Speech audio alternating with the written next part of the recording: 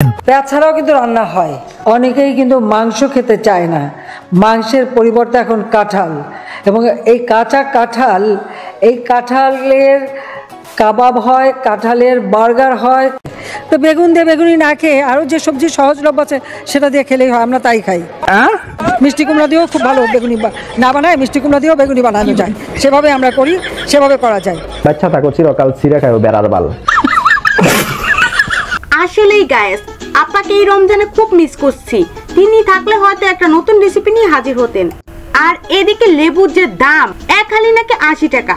আপা যদি থাকতো তাহলে এখন লেবুর বদলে ভিম বার খেতে বলতো। 100 লেবুর শক্তিযুক্ত নতুন ভিম বার, এক ঘষাতেই তেল চর্বি পরিষ্কার। ভিম বার, বাংলাদেশের 1 নম্বর বার। হ্যালো ভিউয়ার্স, তো কেমন আছেন সবাই? আশা করি অনেক অনেক ভালো আছেন। বরাবরের মতো আজ আপনাদের জন্য নিয়ে এসেছি অস্থির বাঙালির অস্থির কিছু ভিডিও নিয়ে, যা দেখলে আপনি হাসি থামাতে পারবেন না। যদি মন খুলে হাসতে চান তাহলে ভিডিওটি শুরু থেকে শেষ পর্যন্ত দেখতে থাকুন। প্রথমে আমাদের ডিজিটাল বাংলাদেশের ডিজিটাল আপাদের নাচ দেখেন।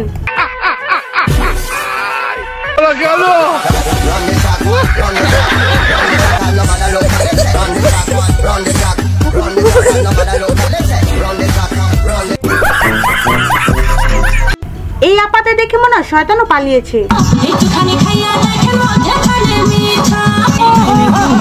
রুকো যারা, সবার করো। আহারে, বেচারা কত রোমান্টিক মুডে ছিল, বেচারার রোমান্টিক মুডটাই নষ্ট করে দিল। এই সময় কম, শুরু করো। তুমি একজন জলজান্ত एग्जांपल যে ভালোবাসা ছাইরা গেলে ব্রেকআপ করলে তারে 10 নাম্বার দিতে হবে, তাই তো? আচ্ছা, আমি তাহলে কি एग्जांपल দিতে চাও তুমি? কি এখন দুনিয়া কা ঝোল সমঝতে লোড়।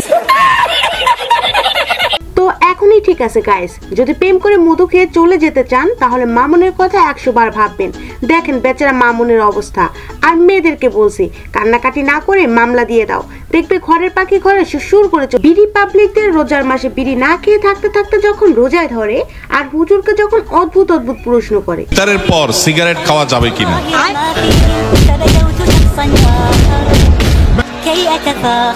বিসমিল্লাহ। প্রশ্নকারী নিশ্চিত আমার বিড়ি খেকো বন্ধু ছাড়া আর কেউই নয়। যিনি প্রশ্নটা লিখে পাঠিয়েছেন হয়তো এই বেচারা সিগারেটের বদভ্যাস আছে, আবার লোকটা রোজাদারও। তো সারাদিন ধূমপান ছাড়া থাকতে থাকতে থাকতে থাকতে বেচারা অধৈর্য হয়ে ইফতারের পরপরই হয়তো বা সিগারেট দিয়ে ইফতার করে কিনা আল্লাহ জানে। স্বাধীনতার মহান ঘোষকের সুযোগ্য পুত্র, বাংলাদেশের বৃহত্তম রাজনৈতিক দলের চেয়ারপারসন হচ্ছে বেগম শহীদ প্রেসিডেন্ট জিয়াউর রহমান তারেক রহমান। তার নামটি উচ্চারণ করতে হলে উজু করে করবেন।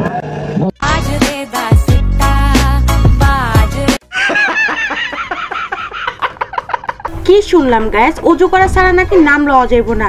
যাই একটু ওযু করে আসি। এখন তো আবার তার নাম লইতে হইব, নাইলে তো আবার গুণ হইব।